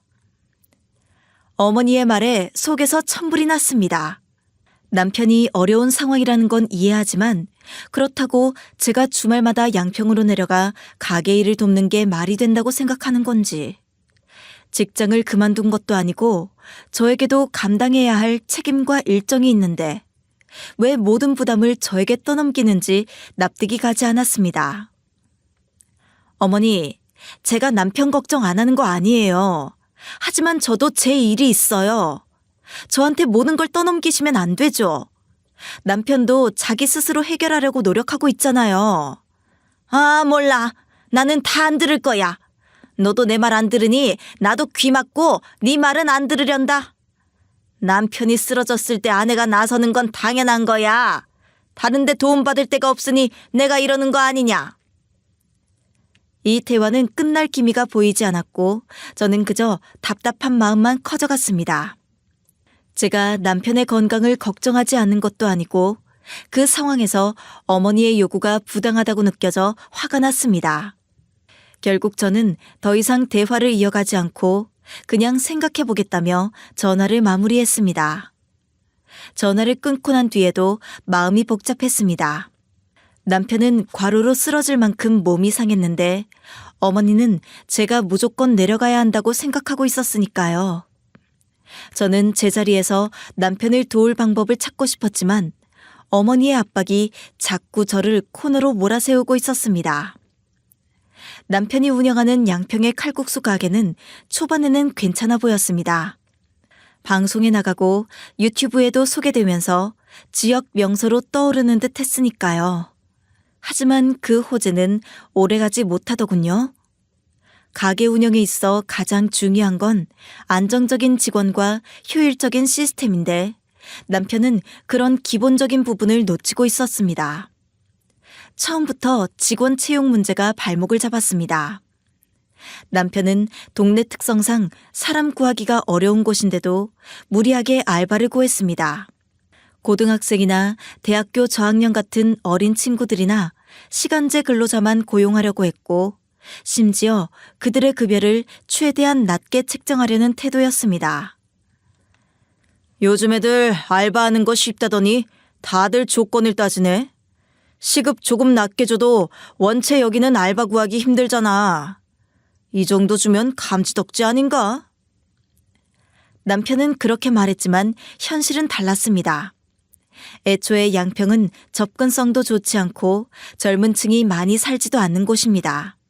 게다가 남편이 고용한 젊은 알바생들은 칼국수 같은 음식점을 운영하는 데 필요한 체력과 경험이 부족한 경우가 많았습니다. 몇 번 가게 일이 힘들다는 이유로 그만두었고 연달아 직원이 사직하는 일이 반복되면서 가게 운영은 더욱 어려워졌습니다. 어쩜 이렇게 사람들이 버티질 못해? 일하는 게 그렇게 힘들어 보이진 않는데? 나라면 알바로 이 정도 돈 준다고 하면 신나서 하겠다. 남편은 한탄했지만 문제는 뻔했습니다. 적은 인원으로 많은 손님을 상대하려다 보니 기존 직원들에게 가중되는 부담이 컸고 그로 인해 다시 구인난이 반복된 겁니다. 그러다 보니 결국 가게는 점점 평이 나빠졌습니다. 처음엔 방송 덕에 몰려온 손님들로 붐볐지만 직원이 부족한 탓에 회전율이 떨어지고 서비스 품질도 저하되었습니다. 가끔 손님이 음식을 받기까지 한참을 기다리는 일이 생겼고 결국엔 SNS와 리뷰 사이트에 불만 섞인 글들이 올라오기 시작했습니다. 하나같이 맛은 괜찮지만 서비스가 너무 느리다. 줄도 한참을 섰다는 리뷰에서 시작했고요. 나중에는 직원이 불친절하다는 글까지 올라오며 분위기가 좋지 않게 흘러갔습니다. 당신 방송 나갔을 때 그렇게 잘 되더니 왜 이래? 리뷰도 별로고 사람도 없고 이거 계속 괜찮겠어? 알바 구하는 건 당신이 시급 그렇게 두는 한 계속 반복될 거야. 제가 남편에게 물었지만 남편은 말없이 담배만 피워댔습니다. 이런 상황에서 남편은 더더욱 예민해졌습니다. 한동안 보내주던 생활비도 끊겼고 오히려 이번 달은 제가 돈을 더 메꾸라는 식으로 말했습니다. 이번 달은 당신이 알아서 좀 채워. 가게 운영 때문에 여유가 없어. 어떻게 할 바가 없으니 그렇게라도 좀 해야지. 뭐라고? 생활비를 전부 내가 채워? 이러려고 당신 가게 한다고 고집했던 거야? 가게가 요즘 좀 힘들다니까. 이해 좀 해줘. 이번 달은 알바비만 줘도 내가 가져갈 게 하나도 없다고.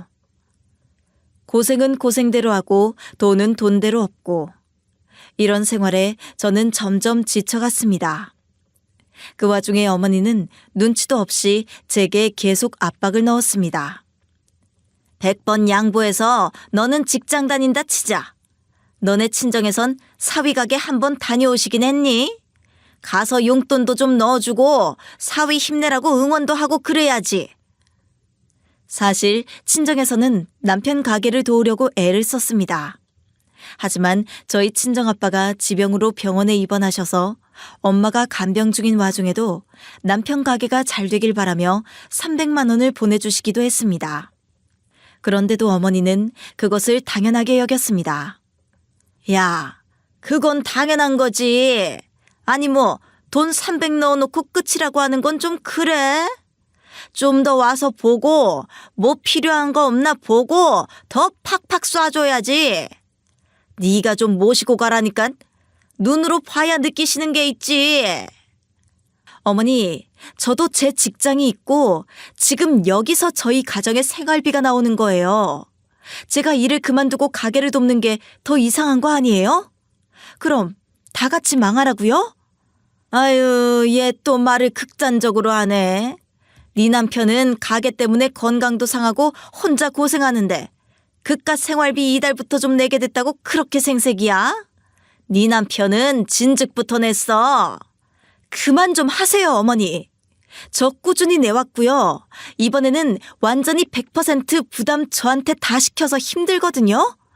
이렇게 전화하고 있는 동안에 저 보고서 쓸 시간까지 뺏기네요. 이것도 돈이에요, 어머니. 전화 끊겠습니다.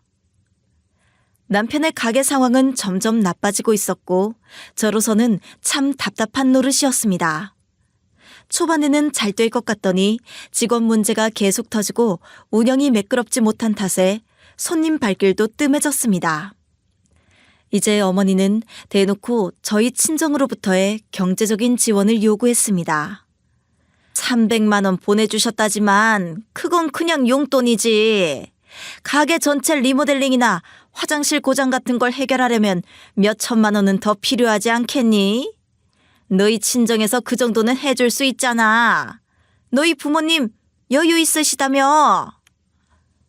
이 말을 듣는 순간 기가 차서 웃음이 나올 지경이었습니다.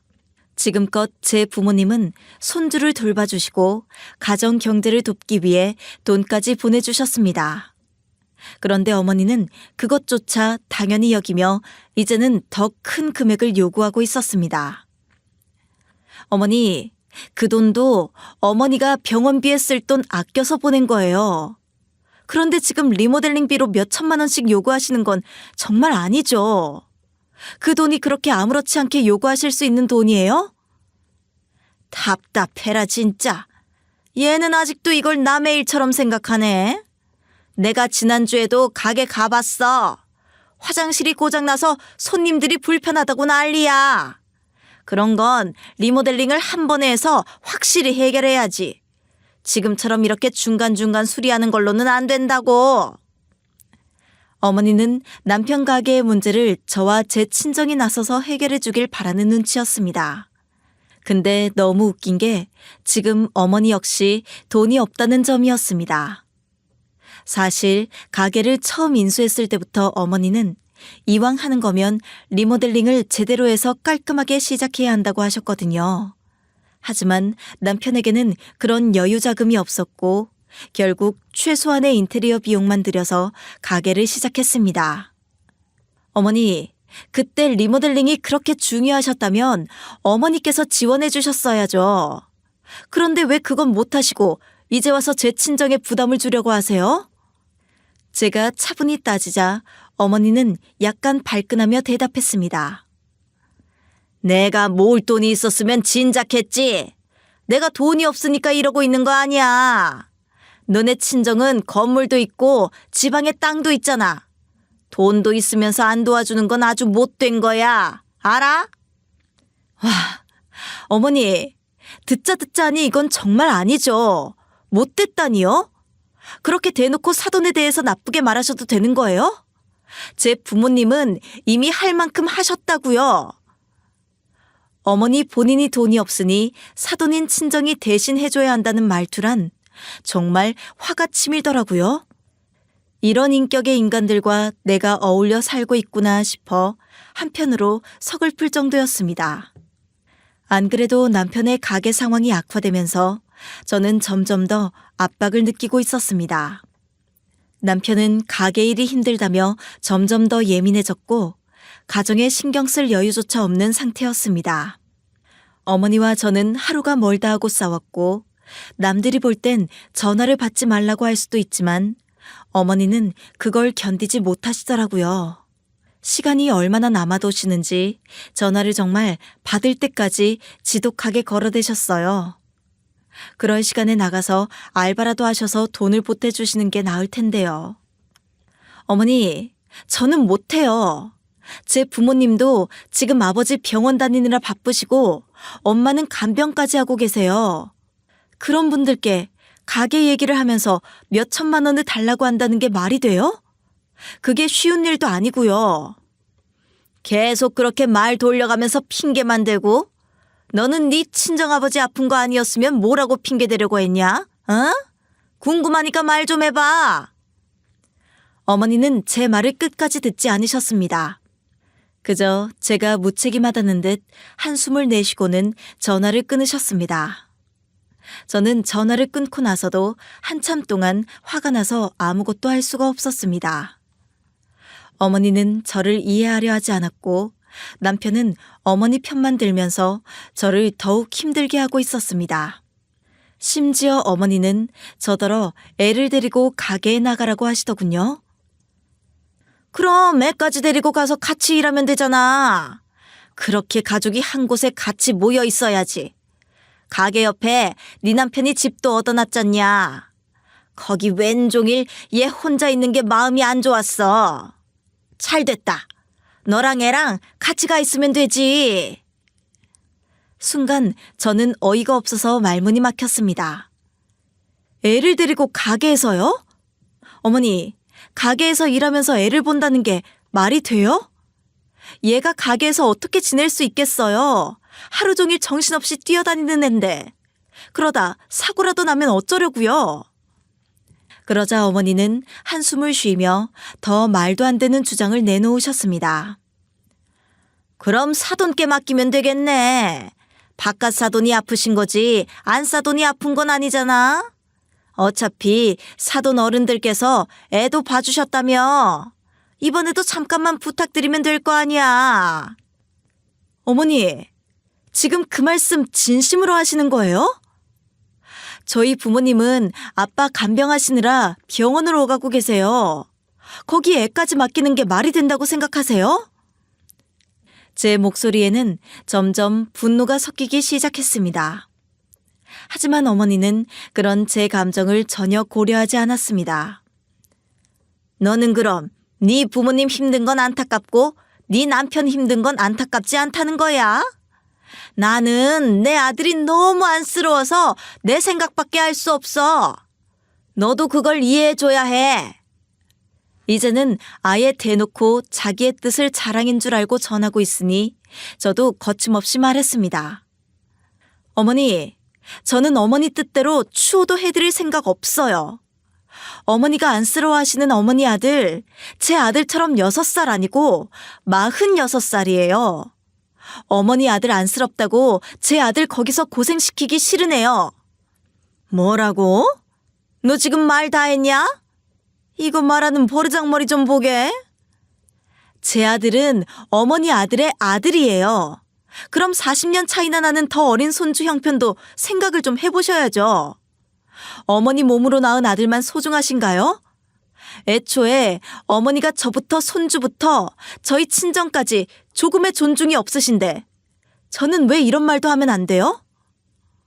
어머니는 제 말에 대꾸도 없이 전화를 끊으셨고 저는 한동안 핸드폰을 내려놓고 깊은 숨을 쉬며 마음을 안정시키려 했습니다. 하지만 이게 끝이 아니었습니다. 어머니와의 통화 이후 남편으로부터 문자가 도착했는데 내용은 기가 막혔습니다. 엄마랑 잘 지내. 엄마가 당신이랑 전화 통화하고 뭐가 그리 속상했는지 울면서 서럽다고 전화 왔어. 내가 지금 가게 때문에 바빠서 잘 못 챙기니까 너라도 엄마한테 신경 좀 써줘. 문자를 읽는 순간 저는 정말 한숨밖에 나오지 않았습니다. 지금까지 어머니와의 갈등은 전적으로 다 남편 때문인 건데 이 인간은 모든 문제의 원인을 저에게 돌리고 있었습니다. 저는 남편의 문자를 아무 대답 없이 무시했습니다. 대화가 잘 될 것 같지 않았고 오히려 더 화만 날 게 뻔했으니까요. 이런 상황에서 저는 더 이상 혼자서 모든 짐을 떠안을 수 없었습니다. 남편도 어머니도 제게 요구하기만 할 뿐 제가 얼마나 힘든지는 전혀 알아주지 않았습니다. 이런 갈등은 앞으로도 계속될 것 같았고 저는 점점 한계에 다다르고 있었습니다. 이 와중에 남편의 가게가 어느 순간부터 다시 마케팅 효과를 보기 시작했습니다. 유튜브에서 인기 있는 먹방 채널들이 하나 둘씩 남편 가게를 다녀가며 리뷰 영상을 올렸고 이게 입소문을 타면서 손님들이 몰려들었습니다. 그러더니 어느새 지역 매출 1위 음식점으로 선정되기까지 했고 관련 기사와 방송이 나가면서 더 많은 관심을 받았습니다. 저는 이 소식을 가족 단톡방에서 처음 알게 되었습니다. 거봐, 우리 박 사장, 우리 장한 아들. 내가 우리 아들 잘 될 줄 알았어. 가게 잘 되면 사람 구해서 편하게 일할 수 있겠다. 이번에 매출 1위 된 거 엄마가 정말 자랑스럽다. 어머니는 단톡방에서 가게 성공에 대한 자랑을 늘어놓으며 유튜브 링크까지 몇 개 보내셨습니다. 하지만 얼마 안 지나 또다시 저에게 새로운 압박이 들어왔답니다. 한동안 전화 안 오길래 안심하고 있었더니 아주 기가 차게 걸려와서 받았는데요. 정말 기가 차더라고요. 이제 가게도 잘 된다고 하니 이참에 내가 수익 관리를 좀 해야겠다. 너희 둘은 너무 물가에 내놓은 애들 같아서 안 되겠어. 내가 어른으로서 중심을 잡아야지. 내가 손도 빠르고 계산도 정확해서 이런 건 잘할 자신이 있어. 저는 황당한 마음에 바로 반대했습니다. 어머니, 이건 저희 부부가 알아서 잘하고 있어요. 가게 일은 남편이, 집안 살림은 제가 맡아서 문제없이 하고 있는데 왜 갑자기 어머니가 나서겠다는 거예요? 하지만 어머니는 제 말을 듣지 않으셨습니다. 너희가 알아서 잘했으면 가게가 한 번도 어려운 적이 없어야지. 장사가 안 될 땐 너희 친정에 손 벌릴 정도로 내가 아쉬운 소리를 해야 했어. 어차피 도와주지도 않는다고 하고 여기도 이제 좀 숨통이 트이니까 내가 관리하는 게 맞아. 다신 너한테 그딴 소리 하나 봐라. 잔말 말고 운영 내가 할 거니까 그리 알아. 어머니, 장사가 안 될 때는 친정에서 돈 보태달라고 하시더니 그게 당연한 요구예요? 게다가 이제 수익 관리를 하시겠다고요? 그건 어머니가 나서서 해결할 일이 아니에요. 가게는 남편과 제가 알아서 할 거니까 신경 쓰지 마세요. 신경 쓰지 말라니? 보자 하니까 착착 건방지게 굴어야지 이게. 내가 이 집안 어른인데 그것도 못해? 결국 저는 더 대화를 이어가지 못하고 전화를 끊었습니다. 그런데 이게 끝이 아니었습니다. 차라리 전화를 더 받고 싸우는 게 나았을까 싶을 정도로 저는 어마어마한 망신을 당했으니까요. 며칠 후 직장에서 일하던 중 동료가 저를 부르며 말했습니다. 저기 밖에 시어머님이라고 하시는 분 찾아오셨어요. 한번 나가보셔야 될 것 같은데요. 순간 저는 머릿속이 하얘졌습니다. 어머니가 저희 회사 앞까지 찾아오신 겁니다. 나가보니 어머니는 제 직장 로비에서 저를 기다리고 있었습니다. 기어이 내가 이렇게 찾아오게 만드냐 너는? 나이 70 다 돼가는 사람을 이렇게 오가는 길 힘들게 만들어야겠어? 저는 너무 당황스러웠습니다. 그 상황이 얼마나 부끄럽고 어처구니가 없는지 말로 다 표현할 수 없을 정도였습니다. 어머니, 여기는 제 직장이에요. 왜 이런 데까지 오시는 건데요? 이런 말씀은 집에서 하세요. 하지만 어머니는 제 말을 무시하고 오히려 주변 사람들에게 큰 소리로 말씀하셨습니다. 아유, 얘가 제 며느리예요. 말은 세무사랍시고 여기 다닌다면서 저를 얼마나 무시하는지 몰라요. 지 남편인 우리 아들 가게가 지금 양평에서 얼마나 잘 되고 있는데 말이죠. 매출 1위예요, 1위. 유튜브에 쳐보세요. 자자, 이리 와서 보세요. 제가 주소 보내줄 테니까. 저는 정말 창피해서 땅으로 꺼지고 싶은 기분이었습니다. 회사 사람들이 수군거리는 게 느껴졌고 그 상황에서 더 이상 어머니와 대화를 이어갈 수가 없었습니다. 어머니, 제발 그만하시고 돌아가세요. 가게 일이든 뭐든 나중에 남편과 얘기하세요. 여기는 제 일터라고요. 정말 울며 사정하다시피 어머니를 간신히 돌려보냈지만 이미 회사 사람들 사이에서는 제가 시댁과 갈등을 겪고 있다는 소문이 돌기 시작했습니다. 이걸 어디 하소연할 곳도 없고 한창 아픈 친정에는 더더욱 말도 꺼낼 수가 없었습니다. 그런데 이날 퇴근 후 집에 도착했을 때 예상치 못하게 어머니가 문 앞에 서 있었습니다. 순간 어리둥절했지만 무슨 일이냐고 묻기도 전에 어머니가 당장 요구사항을 쏟아내기 시작하셨습니다. 너 당장 가서 1년치 영수증 다 가져와. 내가 직접 확인해야겠어. 회계 보고 좀 해봐라. 어머니, 그게 무슨 말씀이세요? 제가 왜 갑자기 영수증을 보여드려야 하죠? 꼼수 부리지 말고 바로 오픈해. 내가 다 확인하고 가게 돈 제대로 계획 세우려고 한다.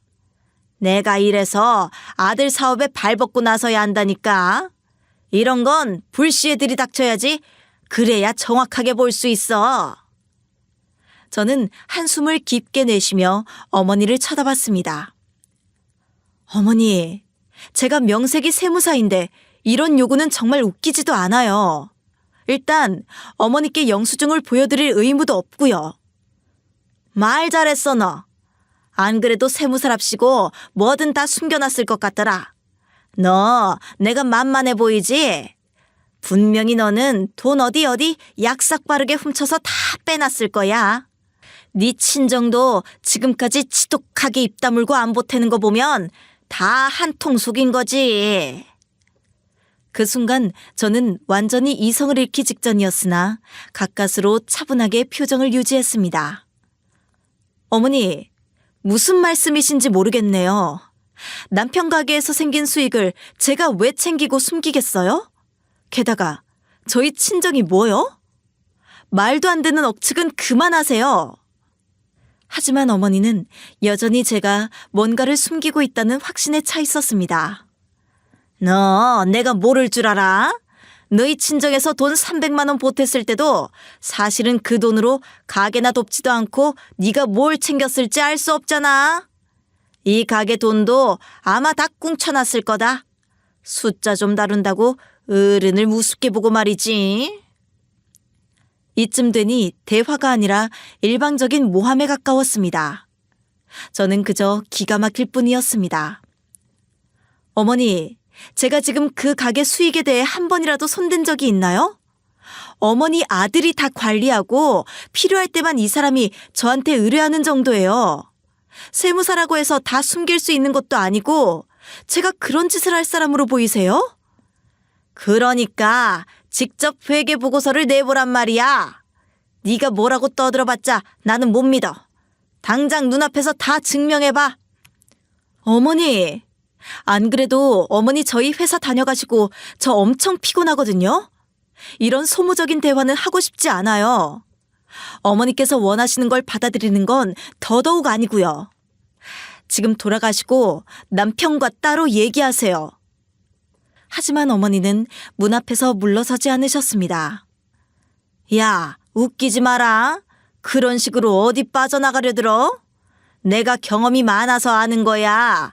약삭 발라가지고 돈 숨기고 장부 조작하는 게 한두 번이겠니? 나는 그런 꼼수를 모를 거라고 생각하겠지만 다 안다. 이게 어디서 어른 머리 꼭대기 위에서 놀려고 해? 어머니, 이런 대화를 더 이어가는 것 자체가 저를 모욕하는 거예요. 이제 그만 돌아가 주세요. 제발 부탁드릴게요. 그렇게 어머니를 어렵게 돌려보내긴 했지만 남편에게는 이미 어머니가 제게 했던 말을 다 전달하며 불만을 쏟아냈습니다. 뭐 달라질 거라고 생각하고 말한 것도 아니지만 남편 반응은 여전하더군요. 엄마는 그냥 걱정돼서 그러시는 거야. 당신이 조금만 이해해드려. 어? 내가 이렇게 부탁할게. 저는 더 이상 대꾸할 힘도 없었습니다.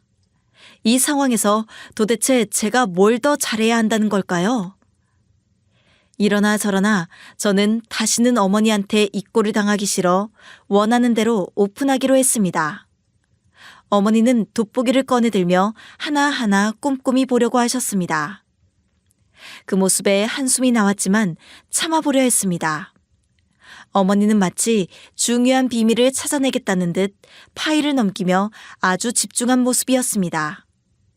그러나 몇 분 지나지 않아 답답한 마음에 한마디 하지 않을 수 없었습니다. 어머니, 그거 굳이 이렇게까지 보실 필요 없어요. 머리만 아프실 겁니다. 어머니는 고개를 들며 날카롭게 되물으셨습니다. 왜? 뭔가 내가 알아서는 안 될 게 있어서 그렇게 말하는 거야? 어림도 없어 너? 아니요, 그런 게 아니라요. 어머니가 보시는 이 파일들에서 나올 만한 건 이미 다 말씀드렸잖아요. 됐어요. 그냥 알아서 하세요. 뭐든 물어보시고요. 저를 그렇게 못 믿으시다면 믿을 만한 사람이라도 대동해서 오시던가.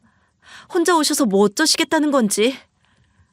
어머니는 한참 의심스럽게 둘러보다가 이내 파일을 덮으며 의심스러운 눈길로 저를 쳐다봤습니다. 그 모습에 저는 더 이상 참을 수가 없었습니다. 어머니, 딱히 보셔도 뭐 나올 게 없죠? 그럼 저도 이제 말 좀 해볼게요. 똑바로 들으세요. 뭐 어쩌라고? 무슨 말을 하려고? 하려면 해봐. 이 사람이요. 진짜로 가게 매출 1인이 뭐니 하는 얘기가 사실이라고 생각하세요? 이 사람 가게가 매출 1이라는 건 진짜로 맛집이라서 매출이 터져서 그런 게 아니고 홍보용으로 그렇게 포장한 거예요. 마케팅을 위해 선전한 거라고요. 어머니는 당황한 듯 저를 바라보셨습니다. 뭐? 그게 무슨 소리야? 매출 1이라고 한 게 무슨... 그럼 그게 진짜가 아니라고? 포장은 또 무슨 말이야? 이 사람은 지금 가게를 알려야 하니 유튜브 광고 같은 마케팅에 힘을 쓴 거예요. 그 비용이 적지 않았고요. 그리고 그 돈 어디서 나왔다고 생각하세요? 어머니는 표정이 복잡했지만 대답을 하지 않고 여전히 저에게 날을 세우고 있었습니다. 우리 엄마 아빠가 보내주신 300만 원, 그 돈으로 마케팅비 충당했어요. 그 돈이 없었으면 그마저도 못했을 겁니다. 그런데 어머니는 지금 제가 돈을 빼돌렸네 숨겼네 하면서 헛발질을 하고 계시잖아요. 얼마나 터무니없는 상황인지 감은 오세요? 어머니는 얼굴이 벌개지며 손에 들고 있던 파일을 내려놓으셨습니다. 하지만 여전히 입을 다물고 계셨습니다. 저는 이 상황이 얼마나 어처구니 없는지 다시 한번 느꼈습니다. 아니 잠깐, 네가 그럼 그 광고한 거냐? 매출 어쩌고 하는 거 네가 한 거야? 네, 맞아요. 이제 뭘 좀 아시겠나 본데요. 저야말로 남편 가게 좀 잘 되게 하려고 부모님이 보내주신 돈 갖고 광고비에 썼어요. 제가 발로 뛰면서 여기저기 괜찮은 마케팅 회사도 알아봤고요. 그거 아니면 여기까지도 못 왔을 거예요. 그걸로 꺼져가는 불씨 살린 거라고요. 하지만 여기서 어머니는 또 답답한 소리, 제가 모든 걸 다 엎어버리고 싶은 소리를 해주셨고요. 이혼에 이른 지금에 와서는 아주 감사하게 생각하는 말을 하셨답니다. 근데 네 친정 부모님 돈을 왜 그런 데다 쓰냐? 그 돈으로 가게 리모델링을 하지 왜 광고를 했냐고. 어머니, 리모델링이야 물론 필요하겠죠. 하지만 초반엔 당장 손님을 끌어와야 했어요. 그래서 광고가 우선이었고 그 결과 손님이 몰린 거예요. 손님이 있어야 뭐가 있을 줄 알고 가게도 뜯어고치고 하는 거죠. 어머니는 여전히 불만스러운 표정으로 고개를 저었습니다. 그래도 돈을 갖다가 거기다 써서 억지로 뭘 한다고? 그래서 손님이 뭐 얼마 나오는데? 나는 이해가 안 돼. 어머니, 그 돈은 공으로 나오나요? 우리 친정에서 주신 돈 제가 머리 충분히 굴리고 고민해서 남편 위에 도왔는데 하나하나 딴지 거시는 거 진짜 짜증나네요. 뭐라고? 짜증이 나? 이게 진짜 사람을 뭘로 보는 거야? 저는 오늘 상황을 이렇게까지 마무리하려고는 생각도 안 했는데요. 저는 이제 이 모든 걸 관두려고요. 제가 무슨 어머니 아들을 위해서 태어나서 존재하는 사람으로 아시나 봐요? 우리 집까지 우습게 하시고 청구서 탁탁 들이미시고 결혼 하나로 제가 어머니한테 빚이라도 졌나요? 어머니는 순간 당황한 듯 말을 잇지 못했습니다. 저는 일부러 어머니의 눈을 똑바로 바라보며 말을 이어갔습니다. 어머니, 이제 더는 못하겠어요. 남편 가게에 도움 준 것도 제 부모님께까지 도움을 드린 것도 이제 끝이에요. 어머니도 차라리 어머니가 양평에 내려가서 아들 가게 도우시지 서울에서 발 뻗고 편히 계시면서 며느리만 찔러대고 들들 볶은 거 제대로 무게를 치르셔야죠. 어머니는 그제서야 이게 보통 분위기 같지 않다고 여겼는지 약간은 긴장한 모습이었습니다. 그래서 뭘 어쩌겠다는 거야? 어떻게 하겠다는 건데? 저는 어머니랑 더 이상 엮이는 노릇하고 싶지 않아서 다 잘라내려고요. 이혼하겠다는 말이에요. 뭐라고? 이혼이라고? 얘가 진짜 겁이 없네? 어른 앞에 두고 무슨 말을 하는 거야? 어머니도 지금 제가 결혼해서 며느리 시어머니 관계니까 자꾸 도리하고 어른 챙기라고 하시는데 저랑 남편 정리하면 어머니는 저한테 아무 말도 할 권한 없으세요. 저 진짜 오래 참았고요. 이만하면 충분했어요. 그리고 그만 돌아가세요. 어머니는 우물쭈물 어쩔 줄 몰라 했고 저는 나가서 현관문을 벌컥 열었습니다. 안 나가시면 제가 나갈까요? 전 지금부터 짐 쌀 거예요. 여기 계속 계셔봤자 그 내용은 안 달라져요. 제가 지금 그나마 예우해드릴 때 나가주셨으면 좋겠네요. 황당한 얼굴로 아무 말 없이 잠시 앉아있던 어머니는 한숨을 쉬며 자리에서 일어났습니다. 알겠다. 네 말은 잘 들었다. 그럼 나도 생각을 좀 해볼게. 뭘 더 생각하신다는 거예요? 이미 그럴 시간 다 지났고 끝났어요. 저는 이혼할 거고 생각 안 변해요. 나가보세요. 그리하여 저는 이혼을 선택했습니다. 남편과의 결혼 생활에서 이미 너무 많은 실망을 경험했기 때문입니다.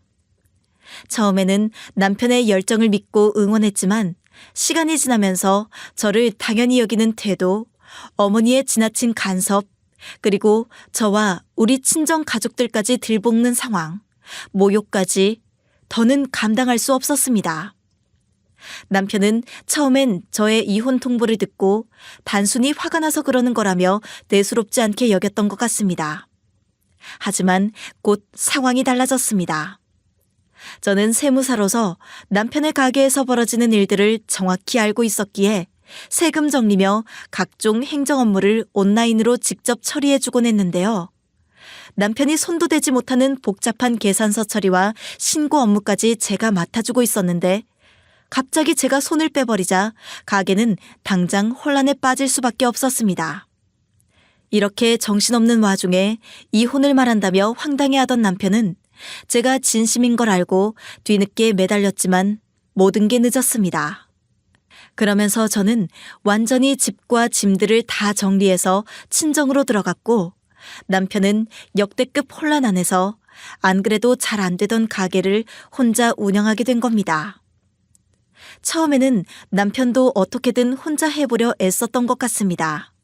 하지만 그럴수록 허점이 드러났고 가게 운영에 차질이 생기기 시작했습니다. 여기에 제가 빠지면서 그동안 제가 맡아왔던 작은 마케팅과 온라인 업무들도 전부 중단되었습니다.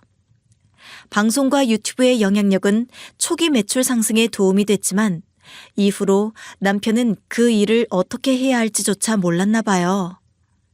이후로 아주 당연하게 가게는 점점 내리막길을 걷기 시작했습니다. 매출도 어마어마하게 떨어졌기에 남편은 뒤늦게 문자를 보내고 전화도 했지만 저는 철저히 무시했습니다. 남편은 참 추접스럽게도 어머니를 사과시켜가면서 다시 저를 설득하려 했지만 그럴수록 제 마음은 더 단단해질 뿐이었습니다. 이혼 후에야 남편이나 어머니나 제가 얼마나 많은 일을 도맡아 왔는지 깨달았던 모양입니다. 나중에 알게 된 사실인데 어머니가 그토록 가게에 독을 올리고 저에게 돈을 보태라고 압박했던 이유가 따로 있었습니다. 남편이 가게를 인수할 당시 어머니는 본인 친척으로부터 가게를 넘겨받으면서 부족한 자금을 메우기 위해 없는 돈까지 끌어다 2천만 원을 보태줬나 봅니다. 그 돈을 마련하느라 어머니는 주변 지인에게 빚을 졌고 이를 갚느라 경제적으로 쪼들리게 되었던 겁니다. 하지만 이런 사정을 저희에게 솔직히 털어놓은 적은 한 번도 없었습니다. 자기 아들 돕겠다고 본인이 돈을 그리 써놓고 외려 저를 압박했던 거죠. 나중에 어머니는 우리 친정엄마한테까지 연락해서 이 상황을 해결하라는 식으로 말을 했고 저는 깔끔하게 차단시켜 상황을 끝내버렸습니다. 뒤이어 남편은 가게가 망하게 된 상황에서 자신의 책임을 인정하면서도 어머니에게 엄청난 반감을 가지게 되었습니다. 특히 어머니가 가게에 돈을 보태주면서 이를 아들인 자신에게 일종의 빚처럼 갚으라고 몰아붙였던 것이 결정적이었습니다. 저 집 모자 간의 사이가 어찌 되던 저는 알 바 아니고 저들과 반대로 이혼 후에도 아주 평안한 삶을 유지하고 있습니다. 여전히 세무사로 사무실을 다니며 친정 부모님을 도우며 제 삶에 집중하고 있거든요. 그렇게 시달렸던 가게 일도 중재 없이 모든 걸 엉망으로 만들어버렸던 남편과의 가정도 이제는 모두 저와 상관없는 이야기가 되었습니다. 저와 제 아이만 생각하면 돼서 앞으로도 평안히 잘 살아갈 예정입니다. 여기까지 제 이야기 들어주셔서 감사드리고요. 모두 건강하세요.